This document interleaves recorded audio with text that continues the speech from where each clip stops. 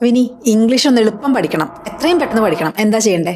ഇങ്ങനെ ചോദിച്ചിട്ട് കുറേ ആൾക്കാർ മെസ്സേജും ഇമെയിലും ഒക്കെ അയക്കാറുണ്ട്. അപ്പോൾ ഇത്രയും കാലത്തെ എൻ്റെ ഇംഗ്ലീഷ് പഠിപ്പിക്കുന്ന എക്സ്പീരിയൻസ് വെച്ചിട്ട് നിങ്ങൾക്ക് എളുപ്പത്തിൽ ഏറ്റവും പെട്ടെന്ന് ഇംഗ്ലീഷ് എങ്ങനെ പഠിക്കാൻ പറ്റുക എന്നുള്ള കാര്യം ഈ വീഡിയോയിൽ ഞാൻ പറയാം. ഞാൻ ഇംഗ്ലീഷ് പഠിപ്പിക്കുന്ന സ്റ്റുഡൻസ് അവരെങ്ങനെയാണ് പെട്ടെന്ന് ഇംഗ്ലീഷ് പഠിക്കുന്നത്, എന്തുകൊണ്ടാണ് ചിലർ സെയിം കാര്യങ്ങൾ പറഞ്ഞു കൊടുക്കുമ്പോഴും സ്ട്രഗിൾ ചെയ്യുന്നത്, അവർക്ക് പെട്ടെന്ന് പഠിക്കാൻ പറ്റാത്തത് എന്നുള്ള കാര്യങ്ങളൊക്കെയാണ് ഈ വീഡിയോയിൽ ഇൻക്ലൂഡ് ചെയ്യുന്നത്. ആദ്യം തന്നെ ഒരു കാര്യം പറയട്ടെ, ഈ മാജിക് ട്രിക്ക് ഉപയോഗിച്ച് ഇംഗ്ലീഷ് പഠിക്കുക, അല്ലെങ്കിൽ ഈ ഒരു ഹാക്ക് ഉപയോഗിച്ച് അല്ലേ ഇങ്ങനെ ചെയ്താൽ പെട്ടെന്ന് പഠിക്കാം എന്നൊക്കെ പറഞ്ഞ് 2 ആഴ്ചക്കുള്ളിൽ ഇംഗ്ലീഷ് പഠിക്കാം എന്നൊക്കെ പറഞ്ഞ് നമ്മൾക്ക് പലതും അഡ്വർടൈസ്മെൻ്റ് ഒക്കെ കാണാറില്ലേ, അതൊക്കെ വെറുതെയാണ്. അത് എന്തിനാണ് ഡിപ്പെൻഡ് ചെയ്യണം? ശരിക്കും നമ്മുടെ ഇംഗ്ലീഷിൻ്റെ ലെവൽ ഇപ്പം എത്രയാണുള്ളത്, ഏത് ലെവലിലാണ് നമ്മളുള്ളതെന്നനുസരിച്ചാണ് നമുക്ക് എത്ര മുന്നോട്ടേക്ക് പോകാൻ പറ്റും, 2 ആഴ്ചയിൽ അല്ലെങ്കിൽ 3 ആഴ്ചയിൽ എന്നൊക്കെ ഡിപ്പെൻഡ് ചെയ്യാം. അപ്പോൾ ആ കാര്യം ആദ്യം മനസ്സിലാക്കാം. നമ്മൾ ബിഗിനർ ആണെങ്കിൽ, ഒട്ടും അറിയില്ലെങ്കിൽ നമുക്ക് സ്റ്റാർട്ടിങ് കുറച്ച് പാടായിരിക്കും. കാരണം പുതിയൊരു ലാംഗ്വേജാണ്. മലയാളം നമ്മുടെ നേറ്റീവ് ലാംഗ്വേജ് ആയതുകൊണ്ട്, ഇംഗ്ലീഷ് വളരെ ഡിഫറെൻ്റ് ആയൊരു ലാംഗ്വേജ് ആയതുകൊണ്ട് നമുക്ക് ഒട്ടും അറിയില്ലെങ്കിൽ എല്ലാം പുതിയതാവുമ്പം അത് പഠിച്ചെടുക്കാൻ ഇത്തിരി സമയം വേണം. നിങ്ങൾ ഇൻ്റർമീഡിയറ്റ് ലെവലാണെങ്കിൽ നിങ്ങൾക്ക് കുറച്ചുകൂടെ എളുപ്പമുണ്ടാവും. കാരണം ആ സ്റ്റാർട്ടിങ്ങിലെ ആ ഒരു സ്ട്രഗിൾ കഴിഞ്ഞിട്ടുണ്ടാവും, കുറച്ചൊക്കെ അറിയുണ്ടാവും. അപ്പോൾ അവിടെ നമുക്ക് ബിൽഡ് ചെയ്യാൻ പറ്റും. അതിലും ഉള്ളൊരു പ്രശ്നം എന്താണെന്ന് വെച്ചാൽ, ആ ഫൗണ്ടേഷൻ സ്ട്രോങ് അല്ലെങ്കിൽ നിങ്ങളുടെ ബേസിക്സ് നിങ്ങൾ കറക്റ്റായിട്ട് പഠിച്ചിട്ടില്ലെങ്കിൽ ബിഗിനറിനേക്കാളും ബുദ്ധിമുട്ടാണ് ഇൻ്റർമീഡിയറ്റ് ആളിനെ പഠിപ്പിക്കാൻ. കാരണം എന്താണെന്ന് വെച്ചാൽ, ഇവരാദ്യം ഈ പഠിച്ച മണ്ടത്തരങ്ങളൊക്കെ മാറ്റണം. കുറേ അസംഷൻസാണ്, ഇതിങ്ങനെയാണ്, അല്ലെങ്കിൽ ഓരോരുത്തർ പഠിപ്പിച്ചിരുന്ന മിസ്റ്റേക്സ് ഉണ്ടാവും. ആ കാര്യങ്ങൾ ലേൺ ചെയ്തിട്ട് പിന്നെ അത് ഞാൻ അങ്ങനെയല്ല എന്ന് പറയുമ്പോൾ അവർ വിശ്വസിക്കില്ല. സ്റ്റുഡൻസ് സ്ഥിരം വരുന്ന കാര്യങ്ങളാണ്, ഇതെങ്ങനെയല്ലേ അല്ല എന്ന് പറഞ്ഞാൽ അവർ വിശ്വസിക്കില്ല. പിന്നെ ഞാൻ പറയും, നിങ്ങൾ ഓൺലൈൻ സെർച്ച് ചെയ്ത് നോക്കൂ, ഓക്സ്ഫോർഡ് ഡിക്ഷണറി അല്ലെങ്കിൽ കേംബ്രിഡ്ജ് ഡിക്ഷണറി, അങ്ങനെ റിലയബിൾ ആയ സോഴ്സസ് നോക്കി നോക്കൂ എന്ന് പറയുമ്പോഴാണ് അവർക്ക് വിശ്വാസം വരിക. അത്രയ്ക്കും ഉറച്ച് തെറ്റുപഠിച്ചിട്ടുണ്ടാവും. അങ്ങനെയുള്ളവരെ എനിക്ക് ബിഗിനറിനേക്കാളും ബുദ്ധിമുട്ടാണ് പഠിപ്പിക്കാൻ. അങ്ങനെ ഒരു ഇൻ്റർമീഡിയറ്റ് സ്റ്റേജ് ഉണ്ട്. പിന്നെ അഡ്വാൻസ് സ്റ്റേജ്. അവർക്ക് അഡ്വാൻസ് സ്റ്റേജ് എന്ന് പറഞ്ഞാൽ എല്ലാം ഇംഗ്ലീഷ് അറിയാമെന്നല്ല, അവിടെയും നമുക്ക് കുറേ കാര്യങ്ങൾ പഠിക്കാനുണ്ടാവും. അപ്പം അവിടെ നമുക്ക് ഓൾറെഡി അറിയാവുന്ന വെച്ചിട്ട് നമുക്കൊരു ട്യൂട്ടറുടെ സഹായം ഇല്ലാണ്ട്, ടീച്ചറുടെ സഹായം ഇല്ലാണ്ട് തന്നെ അഡ്വാൻസ്ഡ് ആയിട്ടുള്ള ആൾക്കാർക്ക് പൊതുവേ കയറി പോകാൻ പറ്റും, അതിനൊക്കെ കൂടുതൽ പഠിക്കാൻ പറ്റും. അപ്പോൾ നമ്മുടെ ലെവൽ ആണ് ആദ്യത്തെ കാര്യം.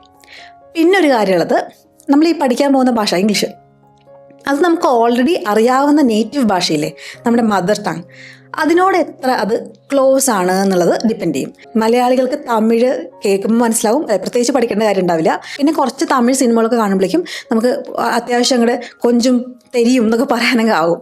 അപ്പോൾ ആ ഒരു ലെവൽ നമുക്ക് ഇംഗ്ലീഷിൽ എക്സ്പെക്ട് ചെയ്യാൻ പാടില്ല. കാരണം മലയാളവും ഇംഗ്ലീഷും 2 ഡിഫറെൻറ്റ് റൂട്ട്സ് ഉള്ള ലാംഗ്വേജാണ്. മലയാളം, തെലുങ്ക്, തമിഴ് അങ്ങനത്തെ ഭാഷകളൊക്കെ ദ്രവീഡിയൻ റൂട്ടുള്ള ലാംഗ്വേജ്. അപ്പം കുറേ അന്തരമുണ്ട്, വ്യത്യാസമുണ്ട് ഇതൊക്കെ തമ്മിൽ. അങ്ങനെയാണെങ്കിൽ ഹിന്ദിക്കാർക്ക് ഇംഗ്ലീഷ് പഠിക്കാൻ ഡിഫിക്കൽട്ട് തന്നെയാണ്. കാരണം കുറച്ചധികം അങ്ങോട്ട് വ്യത്യാസം വന്നു പോയി ഹിന്ദി ആകുമ്പോഴേക്കും. പക്ഷേ ഇപ്പോൾ സ്പാനിഷുകാർക്ക് അല്ലെങ്കിൽ ഡച്ചുകാർക്ക് അവർക്കൊക്കെ ഇംഗ്ലീഷ് പഠിക്കാൻ കുറച്ചുകൂടി എളുപ്പമായിരിക്കും. ജർമ്മൻകാർക്ക് അവർക്കൊക്കെ, കാരണം ആ ഭാഷകൾ തമ്മിൽ ഭയങ്കര സാമ്യമുണ്ട്. അപ്പോൾ നമുക്ക് മലയാളികൾക്ക് ഇത് നമ്മൾ എന്താ ചെയ്യാന്ന് വെച്ചാൽ, പൊതുവെ മനസ്സിലിട്ടങ്ങ് ട്രാൻസ്ലേറ്റ് ചെയ്യും. അപ്പോൾ അത് ചെയ്യുന്നതോറും ഈ ലാംഗ്വേജ് പഠിക്കുന്നത് വെച്ചാൽ നമുക്ക് ബേസിക് അങ്ങനെ പഠിക്കാൻ പറ്റും. ചിലപ്പോൾ 1-2 സെൻസ് ഒക്കെ മാനേജ് ചെയ്യാൻ പറ്റും. അവിടെ നിന്ന് അങ്ങോട്ട് ഇൻ്റർമീഡിയറ്റ് സ്റ്റേജിലേക്ക് കയറാൻ പറ്റാണ്ട് നമ്മൾ ബുദ്ധിമുട്ടും. അപ്പോൾ ഞാൻ എക്സ്പ്ലെയിൻ ചെയ്ത് തരാം എന്താ ചെയ്യേണ്ടതെന്ന്. അപ്പോൾ ഞാൻ ഇന്ന് പറയാൻ പോകുന്ന സ്റ്റെപ്സ് എല്ലാവർക്കും വർക്ക് ചെയ്യും. ഓക്കെ, നിങ്ങളത് ആ സ്റ്റെപ്സ് കൃത്യമായി അങ്ങനെ ഫോളോ ചെയ്താൽ മതി. ആദ്യത്തെ കാര്യം എന്ന് വെച്ചാൽ, നമ്മൾ പുതുതായിട്ട് നമ്മൾ പഠിക്കുകയാണെങ്കിൽ, ഇപ്പോൾ ഭാഷ പഠിക്കുമ്പോൾ ഭയങ്കര പേടിയാണ്. ഇംഗ്ലീഷ് എന്ന് പറയുമ്പോൾ പഠിക്കാൻ ഭയങ്കര ആഗ്രഹമുണ്ട്. പക്ഷേ എങ്ങനെയായിരുന്നാലും ആ ലെസണിലേക്ക് കയറുമ്പോഴേക്ക് നമുക്ക് ടെൻഷൻ അടിച്ച് നമ്മൾ വേറൊരു വീഡിയോ എടുത്ത് കാണുന്ന ആ അവസ്ഥയാണെങ്കിൽ, നിങ്ങളുടെ ഫൗണ്ടേഷൻ നിങ്ങൾ സ്ട്രോങ് ആയിരിക്കണം. എപ്പോഴും അങ്ങനെയല്ലേ, അടിത്തറ നല്ല സ്ട്രോങ് ആണെങ്കിൽ അതിൻ്റെ മുകളിൽ നമുക്ക് എന്ത് കുത്തപ്പിന്നാറും പണിയാം. അടിത്തറ ഇളകുകയാണെങ്കിൽ അതിൻ്റെ മുകളിൽ നിങ്ങൾ എന്ത് പണിതാലും നിങ്ങൾക്ക് കോൺഫിഡൻസ് വരില്ല, സംസാരിക്കാനും പറ്റില്ല. അപ്പോൾ അതാണ് ഞാൻ എപ്പോഴും എൻ്റെ സ്റ്റുഡൻസിനോട് പറയാം, ബേസിക്സ് നല്ല സ്ട്രോങ് ആയിരിക്കണം, കട്ടായിരിക്കണം. ഓക്കെ, ഇപ്പം നമ്മൾ ഇംഗ്ലീഷിനെ ഒരു വീടായിട്ട് സങ്കല്പിക്കാം. അപ്പോൾ ആ വീടിന് നമ്മൾ ഫൗണ്ടേഷൻ, അടിത്തറ സ്ട്രോങ് ആക്കണം എന്ന് ഞാൻ പറഞ്ഞേ. പക്ഷെ പലരും എന്താ ചെയ്യാന്ന് വെച്ചാൽ, ആ വീടിൻ്റെ ഉള്ളിലത്തെ ലിവിങ് റൂം നമ്മൾ ഡെക്കറേറ്റ് ചെയ്യില്ലേ, ആ പരിപാടിയിലേക്ക് ആദ്യം കിടക്കും. എന്നുവെച്ചാൽ നല്ല നല്ല വാക്കുകളൊക്കെ കണ്ടുപിടിച്ച്, ഇതൊക്കെ നല്ല വാക്ക്, ഇതൊക്കെ ഒന്ന് പ്രയോഗിക്കണം, അല്ലെങ്കിൽ നല്ല ഇഡിയംസ് ഒക്കെ കണ്ടുപിടിച്ച് ഇതൊക്കെ പ്രയോഗിച്ചാൽ എൻ്റെ ഇംഗ്ലീഷ് സൂപ്പറാവും. പക്ഷേ വീടിൻ്റെ അടിത്തറ ഇളകി നിൽക്കുകയാണെങ്കിൽ, അതിൻ്റെ ലിവിങ് റൂമിൽ കുറേ ചിത്രങ്ങളൊക്കെ നമ്മൾ പതിച്ചിട്ടുണ്ടെങ്കിൽ, അല്ലെങ്കിൽ കുറേ ലൈറ്റ്സും ലാംപ്സൊക്കെ വാങ്ങിച്ച് അത് ഡെക്കറേറ്റ് ചെയ്തിട്ട് കാര്യമുണ്ടോ? നിൽക്കുമോ അതൊക്കെ അവിടെ? അതുപോലെ തന്നെയാണ് നമ്മൾ ലാംഗ്വേജ് പഠിക്കുമ്പോഴും നോക്കേണ്ടത്. ആദ്യം നമ്മൾ ബേസിക്സ് കറക്റ്റ് ആക്കണം. അപ്പോൾ അതിന് നമ്മൾ ബേസിക് സിമ്പിൾ ഗ്രാമർ ക്ലിയർ ആക്കുക, കോമൺ വേർഡ്സ് പഠിക്കുക, വളരെ ഇമ്പോർട്ടൻ്റ് ആണ്. പിന്നെ എവറി ഡേ ഫ്രേസസ് പഠിക്കുക. അപ്പോൾ ഇതൊക്കെ പഠിക്കുകയെന്ന് വെച്ചാൽ എങ്ങനെ ചെയ്യും? ഈ ബേസിക്സ് പഠിക്കാൻ വേണ്ടിയിട്ട് 16 വീഡിയോയുടെ പ്ലേലിസ്റ്റ് ഞാൻ യൂട്യൂബിൽ തന്നെ ഉണ്ടാക്കിയിട്ടുണ്ട്. എന്ന് വെച്ചാൽ ഞാൻ കോഴ്സ് എടുക്കുന്നുണ്ട്, പക്ഷേ എല്ലാവർക്കും കോഴ്സ് എടുക്കാണ്ട് സാമ്പത്തിക സ്ഥിതി ഉണ്ടാവില്ലല്ലോ. അപ്പോൾ അവർക്ക് വേണ്ടിയിട്ട് ഒരു കോഴ്സ് പോലെ വീഡിയോസ് ഞാൻ ഉണ്ടാക്കിയിട്ടുണ്ട്, 16 വീഡിയോസ്. നിങ്ങൾക്ക് കുറേ പഠിക്കാം, ഇംഗ്ലീഷ് കുറേ അതിൻ്റെ ബേസിക്സും കഴിഞ്ഞ് കുറേ പഠിക്കാം. പക്ഷേ നമുക്ക് അത്യാവശ്യം വേണ്ട കാര്യങ്ങൾ ആദ്യം അറിഞ്ഞിരിക്കണം, മനസ്സിലായോ? അവിടെ നിന്ന് നമുക്ക് പിന്നെ ഒരു ലെവലിൽ മുന്നോട്ടേക്ക് പോകാൻ പറ്റും. ആദ്യം തന്നെ പരന്ന് അങ്ങോട്ട് പഠിക്കരുത്. ആവശ്യത്തിന് വേണ്ട കാര്യങ്ങൾ പഠിച്ചിട്ട് നമ്മൾ അതിൻ്റെ മുകളിൽ പിന്നെ ഉപയോഗിച്ച് തുടങ്ങണം. അപ്പോൾ അതുകൊണ്ടാണ് ഞാൻ പറയണത്, ആ 16 വീഡിയോയുടെ പ്ലേലിസ്റ്റ് നിങ്ങൾക്ക് കൃത്യമായിട്ട് മനസ്സിലായിട്ടുണ്ടെങ്കിൽ നിങ്ങളുടെ ബേസിക് ഫൗണ്ടേഷൻ സ്ട്രോങ് ആണ്. അതിൻ്റെ പ്ലേലിസ്റ്റിൻ്റെ ലിങ്ക് ഞാൻ താഴെ കൊടുക്കാം കേട്ടോ. ഇനി അപ്പോൾ നമ്മൾ ബേസിക്സ് ക്ലിയർ ആക്കിയല്ലോ. ഇനി അടുത്ത കാര്യം എന്താ? ഇംഗ്ലീഷ് വായിക്കുന്നതും ഇംഗ്ലീഷ് സംസാരിക്കുന്നതും തമ്മിലുള്ള വ്യത്യാസമാണ് അടുത്തത്. പല കുട്ടികളും അടുത്ത് പറയുന്ന കാര്യമാണ്, ഇംഗ്ലീഷ് എനിക്ക് വായിക്കാൻ പറ്റും, വായിക്കുമ്പോൾ എനിക്കെല്ലാം മനസ്സിലാവുന്നുണ്ട്, അല്ലെങ്കിൽ ഏറെക്കുറെ മനസ്സിലാവുന്നുണ്ട്, പക്ഷേ എനിക്ക് സംസാരിക്കാൻ പറ്റുന്നില്ല. അത് നിങ്ങൾ ആലോചിച്ചിട്ടുണ്ട് അതെന്താ അങ്ങനെ പറയണേന്ന്? അപ്പോൾ നമ്മൾ വിചാരിക്കും നമുക്കൊരു സംഭവം വായിക്കാൻ പറ്റിയാൽ നമുക്ക് സംസാരിക്കാൻ പറ്റുന്നത്. അത് എങ്ങനെയാണെന്നറിയോ? ഇപ്പോൾ നമ്മൾ പാട്ട് കേട്ട് ആസ്വദിക്കാൻ പറ്റിയാൽ നമുക്ക് പാടാൻ പറ്റണമെന്നുണ്ടോ? ഇല്ല. രണ്ട് സ്കിൽസാണ്. ഇതേപോലെ തന്നെയാണ്, നമുക്കൊരു ചിത്രം കണ്ടിട്ട് അത് ആസ്വദിക്കാൻ പറ്റുക അല്ലെങ്കിൽ അത് മനസ്സിലാക്കാൻ പറ്റുക, ചിത്രത്തിൽ ഇന്ന കാര്യങ്ങളെന്ന് നമുക്ക് ആസ്വദിക്കാൻ പറ്റിയാലും മനസ്സിലാക്കാൻ പറ്റിയാലും അങ്ങനെ ഒരു ചിത്രം നമുക്ക് വരയ്ക്കാൻ പറ്റുമോ? ആ വ്യത്യാസമാണ് നിങ്ങൾ ഈ പറയുമ്പോൾ ഉള്ള വ്യത്യാസം. വായിക്കാൻ പറ്റി മനസ്സിലാക്കാൻ പറ്റിയതിൻ്റെ അർത്ഥം ഇംഗ്ലീഷ് സംസാരിക്കാൻ പറ്റുന്നല്ല. ഇത് രണ്ടും രണ്ട് പാർട്ട് ഓഫ് ദ ബ്രെയിനാണ് ഡീൽ ചെയ്യുന്നത്. അപ്പോൾ രണ്ടും ഡിഫറെൻറ്റ് രീതിയിൽ നമ്മൾ ബിൽഡ് ചെയ്യേണ്ട കാര്യങ്ങളാണ്. അപ്പോൾ എങ്ങനെയാണ് സംസാരിക്കാൻ പറ്റുക? കാരണം ഇംഗ്ലീഷ് പഠിക്കുന്ന മിക്ക കുട്ടികളുടെയും പ്രധാന ആവശ്യം സംസാരിക്കാൻ പറ്റുന്നതാണ്. അപ്പോൾ ചിലർ ചോദിക്കും എഴുതാൻ പറ്റുമെന്ന്. അപ്പോൾ സംസാരിക്കാൻ പറ്റിയ ഒരുമാതിരി നിങ്ങൾക്ക് എഴുതാനും പറ്റും. പിന്നെ എഴുതുമ്പോൾ എസ്പെഷ്യലി ശ്രദ്ധിക്കേണ്ടത്, സംസാരിക്കുമ്പോൾ കുറച്ച് എറേഴ്സ് വന്നാലും കുഴപ്പമില്ല.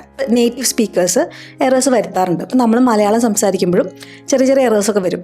അപ്പോൾ നമ്മൾ അതൊന്നും അവൾ അങ്ങനെ പറഞ്ഞപ്പോൾ ഇന്ത്യയിൽ ചേർത്തില്ലല്ലോ, അപ്പോൾ തെറ്റിപ്പോയല്ലോ നമ്മൾ മലയാളം സംസാരിക്കുമ്പോൾ നോക്കില്ലല്ലോ. അപ്പോൾ ഇംഗ്ലീഷും അതുപോലെ തന്നെ ചെറിയ എറേഴ്സ് സംസാരിക്കുമ്പോഴൊക്കെ വരുന്നത് ആരും മൈൻഡ് ചെയ്യില്ല, വരും, എല്ലാവർക്കും വരും. കാരണം നമ്മൾ സംസാരിക്കുന്ന കാര്യത്തിലല്ലേ ഫോക്കസ് ചെയ്തിരിക്കുന്നത്. പക്ഷേ എഴുതുമ്പോൾ നമ്മൾ നമ്മുടെ സമയം എടുത്താണ് എഴുതാറ്. എഴുതി കഴിഞ്ഞ് ഒന്നുകൂടെ ചിലപ്പോൾ വായിച്ചു നോക്കേണ്ടി വരും. അപ്പം മിസ്റ്റേക്സുകൾ നമ്മൾ കറക്റ്റ് ചെയ്യണം.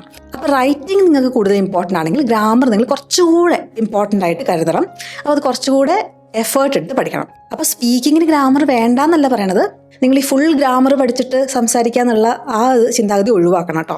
അപ്പോൾ ഈ എങ്ങനെയാണ് സ്പീക്ക് ചെയ്യാൻ പഠിക്കാമെന്ന് വെച്ചാൽ, നമ്മൾ ശരിക്കും എപ്പോഴും പറയാറില്ലേ കുട്ടികളാണ് ഭാഷകൾ പെട്ടെന്ന് അവർക്ക് പഠിക്കാൻ പറ്റും എന്നൊക്കെ. ഇപ്പോൾ നാട്ടിലുള്ള കുട്ടികളെ വേറെ ഏത് കൺട്രിയിൽ കൊണ്ടിട്ടാലും അവിടുത്തെ നേറ്റീവ് ലാംഗ്വേജ്, ഇപ്പോൾ ഫ്രഞ്ച് ആണെങ്കിലും ജർമ്മൻ ആണെങ്കിലും ഇംഗ്ലീഷ് ആണെങ്കിലും ഒക്കെ കുട്ടികൾ പെട്ടെന്ന് പിക്കപ്പ് ചെയ്യുമെന്ന് പറഞ്ഞു കേൾക്കാറുണ്ട്. അതൊരു മിത്താണ്, അത് സത്യമല്ല.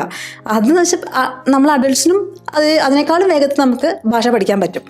ആകെയുള്ളൊരു വ്യത്യാസം എന്താണെന്ന് വെച്ചാൽ അവർ ഈ ഗ്രാമർ നോക്കി പോകാറില്ല. ദേ കഴിഞ്ഞപ്പോൾ ഡൂ ആണ് വരേണ്ടത്, ഡസ് എല്ലാം നോക്കി സംസാരിക്കാറില്ല. അവരാ കേൾക്കുന്നത് വെച്ചാൽ കൂടെയുള്ള കുട്ടികൾ പറയുന്നത് കേട്ടിട്ട് അത് റിപ്പീറ്റ് ചെയ്യുക, മിമിക് ചെയ്യാണ് ചെയ്യുക.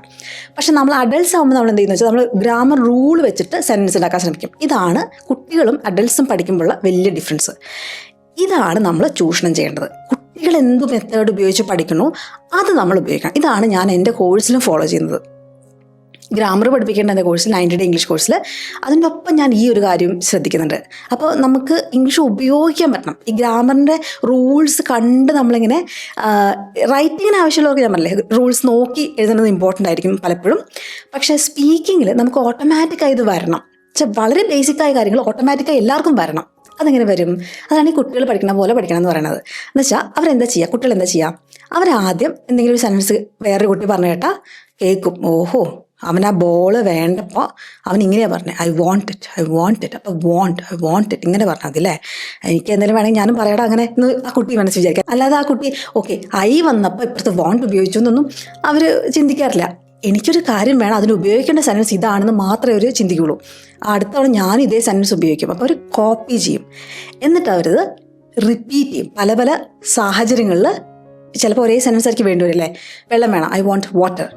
ബോൾ വേണം എനിക്ക്, ഐ വോണ്ട് ദാറ്റ് ബോൾ എന്നൊക്കെ പറഞ്ഞിട്ട് ആ സെയിം സെൻറ്റൻസ് പല സാഹചര്യത്തിൽ റിപ്പീറ്റ് ചെയ്യും. അപ്പോൾ നമ്മൾ വിചാരിക്കുന്നത് ഇങ്ങനെ കുട്ടികൾക്ക് മനസ്സിലാവുന്നു. നമ്മുടെ ബ്രെയിനിന് അതിൻ്റെ കപ്പാസിറ്റി ഉണ്ട്.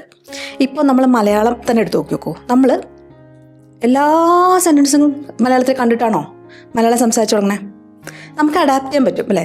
ചെറിയ കുട്ടിയാകുമ്പോൾ അമ്മയുടെ അടുത്ത് അമ്മ എനിക്ക് വിശക്കുന്നു എന്ന് പറഞ്ഞു കഴിഞ്ഞാൽ സ്കൂളിൽ പോയി ടീച്ചറെ എനിക്ക് വിശക്കുന്നു എന്ന് പറയാൻ അയാൾക്ക് പറ്റും അല്ലേ. അത് കഴിഞ്ഞ് എനിക്കല്ല ആ കുട്ടിക്ക് വിശക്കുന്നു എന്ന് പറയണമെങ്കിൽ അവൾക്ക് വിശക്കുന്നു എന്ന് പറയാൻ നമുക്ക് പറ്റും. അപ്പോൾ അത് അഡാപ്റ്റ് ചെയ്യാൻ നമുക്ക് പറ്റും. അപ്പോൾ ലോകത്തെ എല്ലാ ഇംഗ്ലീഷ് സെൻറ്റൻസസും കണ്ടിട്ട് ഇംഗ്ലീഷ് മനസ്സിലാക്കുമെന്ന് വിചാരിക്കേണ്ട. ആ പാറ്റേൺ കണ്ടുപിടിച്ചാൽ മതി. ആ പാറ്റേൺ കിട്ടാൻ വേണ്ടിയിട്ട് നമ്മൾ എന്ത് ചെയ്യണം? ലിസൺ ചെയ്യുക, എന്നിട്ട് നമ്മൾ റിപ്പീറ്റ് ചെയ്യുക. ഓക്കെ. അപ്പോൾ അതിനിടയിൽ മിസ്റ്റേക്ക് വരുത്തും. അതിപ്പോൾ എന്താ ചെയ്യുക? കുട്ടികൾ മിസ്റ്റേക്സ് വരുത്തും അല്ലേ? മിസ്റ്റേക്സ് വരുത്തുന്നത് ഇമ്പോർട്ടൻ്റ് ആണ്. എന്നുവെച്ചാൽ നമ്മൾ മിസ്റ്റേക്ക് വരുത്തിയേ ഇല്ല എന്ന് പറഞ്ഞാൽ അതിൻ്റെ അർത്ഥം നമ്മൾ ശ്രമിച്ചിട്ടേ ഇല്ല എന്നാണ് അല്ലേ? Those have tried have made mistakes. ശ്രമിക്കുന്നവർ മിസ്റ്റേക്സ് വരുത്തിയിട്ടുണ്ട്. മിസ്റ്റേക്സ് വരുത്താത്ത ഒരാളാണെങ്കിൽ നിങ്ങൾ ആളുടെ അടുത്തേക്ക് പോരുത്, കാരണം ആൾ ഒന്നും ജീവിതത്തിൽ ശ്രമിച്ചിട്ടുണ്ടാവില്ല. അപ്പോൾ അങ്ങനെയാണ് ഇംഗ്ലീഷ് പഠിക്കേണ്ടത്. ഇതാണ് ഞാൻ എൻ്റെ കോഴ്സിലും ഞാൻ ഫോളോ ചെയ്യുന്ന മെത്തേഡ്. നമ്മൾ ഗ്രാമർ റൂൾസ് വെച്ച് സെൻറ്റൻസസ് ഉണ്ടാക്കാണ്ട് ഗ്രാമർ പഠിക്കണം. അത് ഇതിൻ്റെ ഒപ്പം വരിക. ഗ്രാമർ പഠിക്കേണ്ട എന്നൊരു കോൺസെപ്റ്റ് അല്ല ഞാൻ പറയുന്നത് കേട്ടോ. ഗ്രാമർ പഠിക്കണം, പക്ഷേ സംസാരിക്കാൻ വേണ്ടിയിട്ട് നമ്മൾ ഗ്രാമറിൽ ഫോക്കസ് ചെയ്യേണ്ട കാര്യമില്ല. ഓട്ടോമാറ്റിക്കലി ബേസിക് ഗ്രാമർ നമുക്ക് നമ്മുടെ സെൻറ്റൻസസിലൂടെ കിട്ടും. അപ്പോൾ ഇത് ഞാൻ എന്താ പറയുക വെച്ചാൽ, കഴിഞ്ഞ ദിവസം ഞാൻ എൻ്റെ മോനെ ഈ കറക്റ്റായിട്ട് ഡൂ ഡസ് ഒക്കെ ഉപയോഗിക്കണം ഞാൻ കണ്ടു. ഡിഡ് വരുമ്പോൾ ആ വേർബ് പാസ്റ്റ് ടെൻസിലാക്കാണ്ട് കറക്റ്റായിട്ട് ഡിഡ് ഹി ഈറ്റ് എന്ന് തന്നെ ചോദിക്കണം. അപ്പോൾ ഞാൻ വിചാരിച്ചു, ഞാൻ ഈ പിള്ളേരുടെ അടുത്ത് ഇത്രയും കഷ്ടപ്പെട്ട് ഡിഡ് കഴിഞ്ഞാൽ ഈറ്റ് വരണം, എയ്റ്റ് അല്ല എന്നൊക്കെ പറഞ്ഞു കൊടുക്കുന്നതിന് പകരം ഇതൊക്കെ ഇവൻ ഓട്ടോമാറ്റിക്കായി പഠിച്ചുല്ലോ. അതെങ്ങനെയാണ്? അത് ആ പാറ്റേൺ മനസ്സിലാക്കിയിട്ട്, ആ പാറ്റേൺ മനസ്സിലാക്കാൻ കുട്ടികളൊന്നും ആവേണ്ട കാര്യമില്ല, നമ്മുടെ അഡൾട്ട്സിന് പറ്റും. പാറ്റേൺസ് മനസ്സിലാക്കാൻ നമ്മുടെ ബ്രെയിൻ എക്സലൻ്റ് ആണ്. നമ്മുടെ ബ്രെയിൻ ആകെ ചെയ്യുന്ന പരിപാടി പാറ്റേൺ റെക്കഗ്നേഷനാണ്. അപ്പോൾ നമ്മൾ ഈ സെൻറ്റൻസസ് അങ്ങോട്ട് ഫീഡ് ചെയ്താൽ മതി. സെൻറ്റൻസസ് കൊടുക്കുന്നതോറും ഈ പാറ്റേൺസ് അവർ ലേൺ ചെയ്യും, ബ്രെയിൻ ലേൺ ചെയ്യും. അപ്പോൾ അത് നിങ്ങൾ വിശ്വസിക്കുക. ആ ടെക്നിക്കാണ് നമ്മൾ ഇംഗ്ലീഷ് പെട്ടെന്ന് പഠിക്കാൻ വേണ്ടി യൂസ് ചെയ്യേണ്ടത്. അടുത്ത കാര്യം എന്താണെന്ന് വെച്ചാൽ, നമ്മൾ ഈ കുട്ടികൾ ചെയ്യുമ്പോൾ അവർ കേട്ടു എന്ന് പറയില്ലേ, അതൊക്കെ മനസ്സിലാക്കി ഇങ്ങനെ മുന്നോട്ട് പോയാൽ പോരാ. നമ്മൾ ലിസൺ ചെയ്തിട്ട് റിപ്പീറ്റ് ചെയ്യണം. അപ്പോൾ അത് സെൻറ്റൻസസ്, നമ്മൾ കേൾക്കുന്ന സെൻറ്റൻസസ് ചുറ്റുവട്ടം നമ്മൾ ഉപയോഗിക്കണം. അത് ഉപയോഗിക്കാനുള്ള സാഹചര്യം പലർക്കും ഉണ്ടാവും. അതുകൊണ്ടാണല്ലോ ഇംഗ്ലീഷ് പഠിക്കാൻ നിൽക്കുന്നത് അല്ലേ? പലരും ഗൾഫിലൊക്കെ ഉള്ളവർ, ചുറ്റുമുള്ളവർ നന്നായി ഇംഗ്ലീഷ് സംസാരിക്കുന്നു, എനിക്ക് ഒന്നും പറയാൻ പറ്റത്തില്ല മാം എന്നൊക്കെ പറഞ്ഞിട്ട് കുറേ പേര് പറയാറുണ്ട്. അപ്പോൾ അവർക്കൊക്കെ സാഹചര്യമുണ്ട്, സംസാരിക്കാൻ സാഹചര്യമുണ്ട്. അപ്പോൾ അത് നമ്മൾ മാക്സിമം യൂസ് ചെയ്യാം. കേൾക്കുന്നത് പഠിക്കുന്നത് റിപ്പീറ്റ് ചെയ്ത് അപ്ലൈ ചെയ്യാം. ഓക്കെ. പിന്നെ ഇതിൽ നല്ലൊരു എഫക്റ്റീവായിട്ടുള്ള മാർഗ്ഗം എന്ന് വെച്ചാൽ മ്യൂസിക്. അത് ഉപയോഗിക്കുന്ന. കാരണം നമ്മൾ എന്ത് പ്രവൃത്തി ചെയ്യുമ്പോഴും അത് നമ്മൾ എൻജോയ് ചെയ്തിട്ടുണ്ടെങ്കിൽ നമുക്കത് ഒരു ബുദ്ധിമുട്ടുള്ളൊരു പ്രവൃത്തിയായി തോന്നില്ല. അപ്പോൾ ചില ആൾക്കാർ എത്ര നേരം ഇരുന്ന് പണിയെടുക്കും. അപ്പോൾ അവർ പണിയെടുക്കാമെന്ന് അവർക്കില്ല, അവർക്ക് എന്തോ ഒരു നല്ല എൻജോയബിൾ ആയിട്ടൊരു പ്രോസസ്സിൽ അവർ എൻഗേജ് ചെയ്യാമെന്നാണ് അവർക്ക് തോന്നുന്നത്. ആ രീതിയിൽ നമ്മൾ ഇംഗ്ലീഷ് പഠിക്കാൻ ശ്രമിക്കണം. എന്നുവെച്ചാൽ ഞാൻ പറയണത്, ചിലർ ഇരുന്നിങ്ങനെ കുത്തിയിരുന്ന് ആ ആഗ്രഹം കൊണ്ട് കുത്തിയിരുന്ന് പഠിക്കും. ആ കുത്തിയിരുന്ന് പഠിക്കുമ്പോൾ നമ്മുടെ ബ്രെയിനിന് മടുക്കും. അപ്പോൾ നമ്മൾ പഠിക്കും, പക്ഷേ ബ്രെയിൻ പറയും നീ പഠിച്ചോ, ഞാൻ വേറെ എന്തെങ്കിലും ചെയ്യാം എന്ന് പറഞ്ഞിട്ട് നമ്മൾ ഇൻവോൾവ് ആവില്ല. അപ്പോൾ നമ്മൾ വെറുതെ അത് ഇരുന്നിട്ട് കാര്യമില്ല. നമുക്കത് ഒരു എൻജോയബിൾ എക്സ്പീരിയൻസ് ആണെങ്കിൽ നമുക്ക് പെട്ടെന്ന് ഈ പാറ്റേൺസൊക്കെ മനസ്സിലാവും. അല്ലെങ്കിൽ നമുക്കത് ആവശ്യം തോന്നിയാലൊക്കെ നമ്മൾ ഒന്ന് പഠിച്ച് അത് അപ്ലൈ ചെയ്യുമ്പോൾ അതുകൊണ്ട് നമുക്ക് ബെനിഫിഷ്യൽ ആവുമ്പോൾ നമ്മുടെ ബ്രെയിൻ നമുക്ക് കൊള്ളാം, നീ കുറച്ചുകൂടെ പഠിക്കും, എനിക്ക് ഇത് ഉപകാരമാവുന്നുണ്ട്, എനിക്ക് സന്തോഷം കിട്ടുന്നുണ്ട് എന്നുള്ള രീതിയിൽ നമ്മൾ വീണ്ടും പഠിക്കാൻ ശ്രമിക്കും. ഞാൻ പറഞ്ഞില്ല, ബുദ്ധിമുട്ട് പഠിക്കരുത്, നല്ല സന്തോഷത്തോടു കൂടി ഹാപ്പിയായി പഠിക്കണം. അപ്പോൾ അതിനെന്ത് വേണം? എൻജോയ് ചെയ്ത് പഠിക്കണമെങ്കിൽ നമ്മൾ സോങ്സൊക്കെ യൂസ് ചെയ്യാം. നമുക്ക് ഇഷ്ടംപോലെ ഇംഗ്ലീഷ് പാട്ടുകളുണ്ട്. ഞാനൊരു ഇംഗ്ലീഷ് പാട്ട് വെച്ചിട്ടൊരു വീഡിയോ ആദ്യം ചെയ്തിരുന്നു, പക്ഷേ അത് കോപ്പിറൈറ്റ് കാരണം എനിക്കിത് ഇടാൻ പറ്റിയില്ല യൂട്യൂബിൽ. അപ്പോൾ ഞാൻ ആ പാട്ടിൻ്റെ ലിങ്ക് വേണമെങ്കിൽ നിങ്ങൾ കമൻറ്റിൽ ചോദിച്ചാൽ ഞാൻ തരാം. നല്ല പാട്ടാണ് കേട്ടോ. ആ പാട്ട് ഒരാൾക്കൊരു പെൺകുട്ടിയുടെ ഇഷ്ടമുണ്ട്, അപ്പോൾ അവൾക്ക് വേണ്ടി പാടുന്ന പാട്ടാണ്. പക്ഷെ ആ പാട്ട് വളരെ സിമ്പിളാണ്. അപ്പോൾ അതിൽ തന്നെ കുറേ നിങ്ങൾക്ക് ആ പാട്ട് നിങ്ങൾ വല്ല ആൾക്കാർ ഇഷ്ടമാണെങ്കിൽ പാടാൻ പറ്റുന്ന ആളാണെങ്കിൽ പാടിക്കൊടുത്ത് പഠിക്കുക, അല്ലെങ്കിൽ തന്നെ വെറുതെ അങ്ങ് പഠിക്കാം. ഭാവിയിൽ എപ്പോഴേലും നല്ലൊരു ഇഷ്ടമുള്ള ആൾ വരട്ടെ. ഇനിയിപ്പോൾ പെണ്ണുങ്ങളാണെങ്കിൽ ആണുങ്ങളോട് ഇങ്ങനത്തെ പാട്ട് പാടാലോ. അങ്ങനെ ഞാനൊരു പെൺകുട്ടിയായ സ്ഥിതിക്ക് എനിക്ക് പാടാൻ പറ്റില്ലല്ലോ എന്നൊന്നും വിചാരിക്കേണ്ട, നല്ല പാട്ടാണ്. അപ്പം താഴെ ലിങ്ക് കൊടുക്കാം. അത് കേട്ടിട്ട് ആ ലിറിക്സ് പഠിക്കാം, ബൈ ഹാർട്ട് ചെയ്യാം. അതിപ്പോൾ ഞാനിപ്പോൾ തെലുങ്ക് പാട്ടൊക്കെ ബൈ ഹാർട്ട് ചെയ്തിട്ടുണ്ട്. അതൊക്കെ എനിക്ക് മീനിങ് മനസ്സിലായിട്ടൊന്നുമല്ല, അപ്പോൾ എനിക്കറിയാം നിങ്ങൾക്കൊക്കെ പറ്റും. ലിറിക്സ് പഠിക്കാം, എന്നിട്ട് വീണ്ടും വീണ്ടും പാടുക. എപ്പോഴും കുളിക്കുമ്പോഴും പാചകം ചെയ്യുമ്പോഴും ഒക്കെ പാടിക്കൊണ്ടിരിക്കുക. ഓക്കെ. ഞാനിപ്പോൾ ഒരു പാട്ട് പറഞ്ഞോളൂ, നിങ്ങൾക്ക് വേറെയും നിങ്ങൾക്ക് പാട്ടുകൾ ജസ്റ്റ് കേൾക്കുക, എന്നിട്ട് അതിൽ ഇഷ്ടപ്പെടുന്ന ഏതെങ്കിലും ഉണ്ടെങ്കിൽ ഒരു പാട്ട് എടുക്കുക കേട്ടോ. ഒരു 5-6 പാട്ടൊന്നും ഒരുമിച്ച് പഠിക്കാൻ ശ്രമിക്കരുത്, ഒറ്റ പാട്ട് എടുക്കുക. എന്നിട്ട് ആ പാട്ട് ലിറിക്സ് നിങ്ങൾ യൂട്യൂബിൽ നിന്ന് ആ പാട്ടിൻ്റെ പേരും ലിറിക്സ് എന്ന് പറഞ്ഞാൽ ലിറിക്സ് കിട്ടും. അപ്പോൾ അത് കണ്ട് അത് ഒപ്പം പാടി ലിറിക്സ് ബൈ ഹാർട്ട് ചെയ്തിട്ട് പഠിക്കുക. ബൈ ഹാർട്ട് ചെയ്യാം, അതൊരു തെറ്റല്ല. മാത്സൊക്കെയാണ് ബൈ ഹാർട്ട് ചെയ്തെന്ന് പറയുക. നമ്മൾ മെത്തേഡ് ആ സ്റ്റെപ്സ് ഒന്നും ബൈ ഹാർട്ട് ചെയ്തത്. പക്ഷേ ഇംഗ്ലീഷൊക്കെ പഠിക്കാൻ, ഭാഷകൾ പഠിക്കാൻ ബൈ ഹാർട്ട് ചെയ്യാം കേട്ടോ. അങ്ങനെ ചെയ്യുമ്പോൾ ഉള്ള വേറൊരു ഗുണം എന്താണെന്ന് വെച്ചാൽ, ഇതാണ് വളരെ ഇമ്പോർട്ടൻ്റ് ആയ കാര്യം കേട്ടോ. അപ്പോൾ ഇങ്ങനെ മ്യൂസിക്കിലൂടെ നമ്മൾ ഇംഗ്ലീഷ് പഠിക്കുമ്പോൾ ഭയങ്കര ഇമ്പോർട്ടൻ്റ് ആയ ഒരു കാര്യം ഞാൻ പറഞ്ഞുതരാം. നമുക്ക് മലയാളം ഉപയോഗിച്ച് ശീലിക്കുമ്പോൾ നമ്മുടെ വായ കൊണ്ട് ഇംഗ്ലീഷ് വാക്കുകൾ പറയാൻ നമുക്ക് ബുദ്ധിമുട്ടുണ്ടാവും. അത് കാരണം എന്താണെന്ന് വെച്ചാൽ ഓരോ ഭാഷയിലെ വാക്കുകളുടെ ഉച്ചാരണം വ്യത്യാസമുണ്ട്. ഇപ്പം നമ്മൾ ഒരിക്കലും മലയാളത്തിൽ മൗത്ത് എന്നൊന്നും പറയാറില്ല. നമുക്ക് അങ്ങനെ ഇങ്ങനെ വായ എടുക്കേണ്ട ഒരു കാര്യം നമുക്ക് മലയാളത്തിൽ വരുന്നില്ല അല്ലേ. നമുക്ക് നാക്കിട്ടിങ്ങനെ ഇങ്ങനെ അടിച്ചിട്ടാണ് നമ്മൾ പൊതുവെ മലയാളം പറയുക. ഈ ഹിന്ദിക്കാർ ഫ്രണ്ട്സ് ഉണ്ടെങ്കിൽ പറയും നിങ്ങൾ ഇങ്ങനെ നാക്കിട്ടടിക്കണേന്ന്. നമ്മൾ പൊതുവെ മലയാളം അങ്ങനെയാണ് പറയുക. നമ്മുടെ ആ സിലബിളിൻ്റെ കോമ്പിനേഷൻസ് ഒക്കെ ശ്രദ്ധിച്ചാൽ മനസ്സിലാവും. അങ്ങനത്തെ ഒരു കോമ്പിനേഷനൊന്നും ഇംഗ്ലീഷിൽ വരില്ല. പക്ഷേ ഇംഗ്ലീഷിൽ വരുന്ന വാക്കുകൾ നമുക്കിങ്ങനെ ഇപ്പോൾ ഓഫീസ് അതൊക്കെ വാക്ക് ഉച്ചാരണം നമുക്ക് മലയാളത്തിൽ വരുന്നില്ല. ഓഫീസ് അതാണ് നമ്മൾ പലപ്പോഴും ഓഫീസ് എന്ന് പറയണേ. കാരണം നമ്മൾ ഓ എന്നുള്ള സൗണ്ടാണ് കൂടുതൽ ഉപയോഗിക്കണേ. ഓർമ്മയുണ്ടോ, ഓർത്തെടുക്കാൻ പറ്റുമോ എന്നൊക്കെ പറയുമ്പോൾ ഓ ആണ്. പക്ഷെ ആ ഓ അല്ല ഓഫീസ്. അപ്പോൾ അതുകൊണ്ട് തന്നെ നമ്മൾ നമ്മുടെ മൗത്തിനെ ആ മസിൽസിനെ ട്രെയിൻ ചെയ്യണം. അപ്പോൾ ട്രെയിൻ എങ്ങനെ ചെയ്യാം? നമ്മൾ ഈ പാട്ട് കൂടെ പാടുമ്പോൾ അവർ പറയണ പോലെ നമ്മൾ മിമിക് ചെയ്യാൻ ശ്രമിക്കണം. ശരിക്കും മിമിക് ചെയ്യണം. കുട്ടികൾ മിമിക് ചെയ്താൽ പഠിക്കണേ. ഒരു ലജ്ജം വിചാരിക്കരുത്, നന്നായി മിമിക് ചെയ്യുക. അപ്പം നമ്മുടെ ആ പാറ്റേൺസും കിട്ടും, പ്രൊനൗൺസിയേഷനും ശരിയാവും. അടുത്തത് ഗ്രാമറാണ്. ഞാൻ നേരത്തെ പറഞ്ഞ മാതിരി ഗ്രാമർ ഇമ്പോർട്ടൻ്റ് ആണ്, പക്ഷേ പ്രൈമറി കാര്യമല്ല, സെക്കൻഡറി ആണ്. ഗ്രാമർ നമുക്ക് എന്തിനാണ് വേണ്ടേ? റൈറ്റിങ്ങിനൊക്കെ നമുക്ക് എസ്പെഷ്യലി ഞാൻ പറഞ്ഞേ റൈറ്റിങ്ങിന് ഗ്രാമർ കറക്റ്റായിട്ട് തന്നെ നമ്മൾ എഴുതണം. അപ്പോൾ അതിന് നമുക്ക് ഒന്നുകൂടെ ചെക്ക് ചെയ്താൽ ഇതെന്താ ഈറ്റ്സ് എന്ന് പറഞ്ഞാൽ ഈറ്റ് അല്ലേ, അത് തെറ്റിപ്പോയിട്ടുണ്ട്. അന്ന് മനസ്സിലാക്കാൻ നമുക്ക് ഗ്രാമർ വേണം. അപ്പോൾ ഗ്രാമർ ഇമ്പോർട്ടൻ്റ് ആണ്. അത് നമുക്ക് കുറച്ചുകൂടെ ക്ലാരിറ്റി തരും, പിന്നെ കുറച്ച് കോൺഫിഡൻസ് തരും അല്ലേ. നമുക്ക് ഗ്രാമർ അറിയാമെങ്കിൽ ആ ഭാഷ നമുക്കറിയാം. ഓക്കെ, പക്ഷേ ഗ്രാമർ ആയിരിക്കരുത് നിങ്ങളുടെ മെയിൻ ഫോക്കസ്. ആ ഫോക്കസ് മാറുമ്പോഴാണ് നിങ്ങൾക്ക് സംസാരിക്കാനും ഉപയോഗിക്കാനും ബുദ്ധിമുട്ട് വരുന്നത്. ഫസ്റ്റ് സ്പീക്ക് ചെയ്യുക, പിന്നെ ലിസൺ ചെയ്യുക. എന്നിട്ട് ഗ്രാമർ നമ്മുടെ ഓൾറെഡി അറിയാവുന്ന സെൻറ്റൻസസ് പോളിഷ് ചെയ്യാൻ വേണ്ടിയിട്ട് ഉപയോഗിക്കുക. അതാണ് ശ്രദ്ധിക്കേണ്ടത്. അടുത്ത കാര്യം, നമ്മൾ ഈ ഗൂഗിൾ ട്രാൻസ്ലേറ്റ് യൂസ് ചെയ്യുന്നില്ലേ? ഗൂഗിൾ ട്രാൻസ്ലേറ്റ് വളരെയധികം ഇമ്പ്രൂവ് ചെയ്തിട്ടുണ്ട്, അത് സമ്മതിക്കണം. പക്ഷെ മലയാളത്തിൽ നിന്ന് ട്രാൻസ്ലേറ്റ് ചെയ്ത് ഇംഗ്ലീഷ് വരുമ്പോൾ എന്തൊക്കെയൊക്കെയോ ആവുന്നുണ്ട്. അത് ഞാൻ പല കുട്ടികളും ഞാൻ പറഞ്ഞു കൊടുത്തത് ഇങ്ങനെയാണല്ലോ, പക്ഷേ ഗൂഗിൾ ട്രാൻസ്ലേറ്റിൽ ഇങ്ങനെയാണല്ലോ കാണിക്കുന്നതെന്ന് വെച്ചിട്ട് എനിക്ക് സ്ക്രീൻഷോട്ട്സ് അയക്കാറുണ്ട് കേട്ടോ. അപ്പോഴാണ് ഞാൻ മനസ്സിലാക്കി ഈ ഗൂഗിൾ ട്രാൻസ്ലേറ്റ് ഇത്രയധികം ആൾക്കാർ ഉപയോഗിക്കുന്നുണ്ട്. മലയാളത്തിൽ നിന്ന് ഇംഗ്ലീഷ് ഉണ്ടാക്കരുത്. ഇംഗ്ലീഷിൽ നിന്ന് മലയാളം ഉണ്ടാക്കുമ്പോഴും കുറേ തെറ്റാറുണ്ട്. അപ്പോൾ നിങ്ങൾ എന്താ വേണ്ടതെന്ന് വെച്ചാൽ ഒരു English to English dictionary use ചെയ്യാം, അല്ലെങ്കിൽ ചാറ്റ് GPT യൂസ് ചെയ്യാം. ചാറ്റ് GPTയോട് കാര്യം പറഞ്ഞാൽ നമ്മുടെ ഗ്രാമർ തെറ്റാണെങ്കിൽ പുള്ളിക്കാരൻ കാര്യം പിടി കിട്ടും. ഇംഗ്ലീഷിൽ തന്നെ പറയാം, അറിയാവുന്ന വാക്കുകൾ വെച്ചിട്ട്. അപ്പോൾ പുള്ളിക്കാരൻ കറക്റ്റായിട്ടുള്ള സെൻറ്റൻസ് ഗ്രാമറൊക്കെ കറക്റ്റാക്കി ഉണ്ടാക്കിത്തരും. അപ്പോൾ ചാറ്റ് GPTയോട് ചോദിക്കാം. നമ്മൾ ഗൂഗിൾ ട്രാൻസ്ലേറ്റിൽ നിന്ന് മലയാളം അടിച്ചു കൊടുത്താൽ അതിന് ഇംഗ്ലീഷ് സെൻറ്റൻസ് എടുത്തിട്ട് കോപ്പി പേസ്റ്റ് ചെയ്യുമ്പോൾ എന്താ പറയുക, നമ്മുടെ ബ്രെയിനിൽ ഒരിക്കലും ഈ സെൻറ്റൻസ് കയറുന്നില്ല, ഒരിക്കൽ പോലും കയറി ഇറങ്ങുന്ന പോലും ഇല്ല. വെറുതെ കോപ്പി പേസ്റ്റാണ് ചെയ്യണേ. അത് ചെയ്യരുത്. അത് ചെയ്തിട്ടുണ്ടെങ്കിൽ നിങ്ങൾ ഇംഗ്ലീഷ് പഠിക്കുകയില്ല, ഉറപ്പാണ്. അപ്പോൾ ലേണിംഗ് എങ്ങനെയാണ് നടക്കണേ അതിൽ ഫോക്കസ് ചെയ്യാം. പിന്നെ ഒരു കാര്യം, ഇമ്പോർട്ടൻറ്റ് കാര്യമുള്ളത്, ഈ ആൾക്കാർക്ക് ഇംഗ്ലീഷ് ബുദ്ധിമുട്ടായി തോന്നാനുള്ള പ്രധാന കാരണം എന്താണെന്ന് പറയുമോ? ഇംഗ്ലീഷിൽ കുറേ വാക്കുകളുണ്ട്. ഇപ്പോൾ ഡു, ഡസ്, ഹാവ് അങ്ങനത്തെ വാക്കുകളൊക്കെ വേർബായിട്ടും വരും, ഗ്രാമർ വേർഡായിട്ടും വരും. എന്ന് വെച്ചാൽ എന്താണെന്ന് വെച്ചാൽ ഇപ്പം നമ്മൾ ഒരു സെൻറ്റൻസ് കേൾക്കുകയാണ്, ഡു യുവർ ഹോം വർക്ക് എന്ന് വെച്ചാൽ എന്താ? ഹോം വർക്ക് ചെയ്യൂ എന്ന് പറയണം. ഡു യുവർ ഹോം വർക്ക്, കുട്ടിയോട് പറയണം ഡു യുവർ ഹോം വർക്ക് ചെയ്യൂ. അപ്പോൾ അവിടെ ഡൂവിൻ്റെ അർത്ഥം എന്താ? ചെയ്യുക അല്ലേ, ചെയ്യുക എന്നുള്ള അർത്ഥമാണ് ഡു. പക്ഷേ ഡു യു നോ മീ, എന്നെ അറിയോ എന്ന് ചോദിക്കുന്ന സെൻറ്റൻസിലും ഡു ഉണ്ട്. അപ്പോൾ നമ്മൾ ഇവിടെ ഡു എന്താ? ചെയ്യോ, അറിയോ, എന്താ അർത്ഥം? അവിടെ ഡൂവിൻ്റെ അർത്ഥം എന്ന് വെച്ചാൽ ഗ്രാമർ വേർഡായിട്ടാണ്. അതിന് പ്രത്യേകിച്ച് വേറെ അർത്ഥമൊന്നുമില്ല. ആ സെൻറ്റൻസിലെ ഗ്രാമർ കറക്റ്റാക്കാൻ വേണ്ടിയിട്ട്, ആ സെൻറ്റൻസിൻ്റെ ടെൻസ് കറക്റ്റാക്കാൻ വേണ്ടി യൂസ് ചെയ്യുന്ന വേർഡാണ്.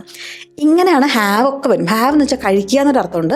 അല്ലാണ്ട് പിന്നെ ഉണ്ടോ, നിനക്കൊരു സാധനം ഉണ്ടോ, have you got a pen എന്നുള്ള രീതിയിൽ ഹാവ് ഉപയോഗിക്കും. അല്ലെങ്കിൽ they have been to Ireland എന്ന് പറഞ്ഞാൽ അവിടെ ഹാവിൻ്റെ അർത്ഥം എന്താ? ഉണ്ട് എന്നാണോ, തിന്നു എന്നാണോ? ഒന്നുമല്ല, അവിടെ ഗ്രാമർ വേർഡാണ്. അപ്പോൾ ഈ ഒരു സംഭവം മനസ്സിലേക്ക് കയറി കഴിഞ്ഞാൽ ഇത് എന്താണിത്, ഇവിടെ എന്തിനാണ് ഇത് വേർഡ് ഇട്ടേക്കണം, എന്താ ഇതിൻ്റെ അർത്ഥം എന്നൊക്കെ വരുമ്പോഴാണ് നമ്മൾ കുറച്ചുകൂടെ ഗ്രാമർ മനസ്സിലാക്കി അത് സെൻറ്റൻസുകൾ ഉണ്ടാക്കാൻ ശ്രമിക്കേണ്ടത്. അപ്പോൾ ഇതിനാണ് ഞാൻ പറഞ്ഞ ബേസിക്സ് ഒന്നും മനസ്സിലാക്കണം. അതിനാണ് ആ 16 വീഡിയോയുടെ പ്ലേലിസ്റ്റ് ഉണ്ട്, അതൊന്നും അരച്ച് കലക്കുക. എല്ലാ കാര്യങ്ങളും അതിൽ മനസ്സിലാക്കുക. ക്വിസ് ഉണ്ട് ഓരോ ലെസൻ്റെയും എൻഡിൽ, അതൊക്കെ ചെയ്യുക. മനസ്സിലാവാത്തത് അടിയിൽ ചോദിക്കുക, കമൻറ്റിൽ ചോദിക്കുക. ഇപ്പോഴും എത്രയോ കുട്ടികൾ അതിലത്തെ ഓരോ ഉത്തരങ്ങൾ എഴുതിയാണെന്ന് ഞാൻ കാണാറുണ്ട്. എത്ര വർഷങ്ങൾക്ക് മുമ്പ് ചെയ്ത വീഡിയോ ആണ്. ഇപ്പോഴും പിള്ളേർ അത് നോക്കിയിട്ട് ഇംഗ്ലീഷ് പഠിക്കാറുണ്ട്. ഉത്തരങ്ങൾ ഞാൻ പറഞ്ഞു കൊടുക്കാറുണ്ട്, തെറ്റുന്നൊക്കെ കറക്റ്റ് ചെയ്യാറുണ്ട്. അപ്പോൾ അത് ചെയ്യാം. അടുത്ത കാര്യം, എല്ലാവരും പറയുന്ന കാര്യമാണ് ഒരു കോൺവെർസേഷൻ പാർട്ട്ണറിനെ കിട്ടിയാൽ നമുക്ക് ഇംഗ്ലീഷ് പഠിക്കാൻ പറ്റുന്നത്. അതൊക്കെ പണ്ടത്തെ കഥയാണ്. കോൺവെർസേഷൻ പാർട്ട്നേഴ്സിനെ കുറിച്ച് നിങ്ങളൊന്ന് ആലോചിച്ച് നോക്കിയൊക്കെ. ഒരാളിരുന്നിട്ട് നമ്മൾ ഇംഗ്ലീഷ് പഠിക്കാൻ വേണ്ടിയിട്ട് സംസാരിച്ചുകൊണ്ടിരിക്കുക. ഒന്നാമത് അയാളോട് നമ്മൾ എന്തൊക്കെ സംസാരിക്കും? കൂടിപ്പോയാൽ what is your name, what are your hobbies എന്നൊക്കെ പറഞ്ഞിട്ട് ഇങ്ങനെ തുടങ്ങും. പിന്നെ what did you do yesterday, അല്ലെങ്കിൽ ഹൗ വാസ് ഓണം എന്നൊക്കെയുള്ള ടിപ്പിക്കൽ കുറച്ച് സെൻറ്റൻസസ്. പക്ഷെ നമുക്കൊരു നാച്ചുറൽ ഒരു സിറ്റുവേഷൻ വരുമ്പം ഇങ്ങനത്തെ സെൻറ്റൻസസ് ഒന്നും അല്ല.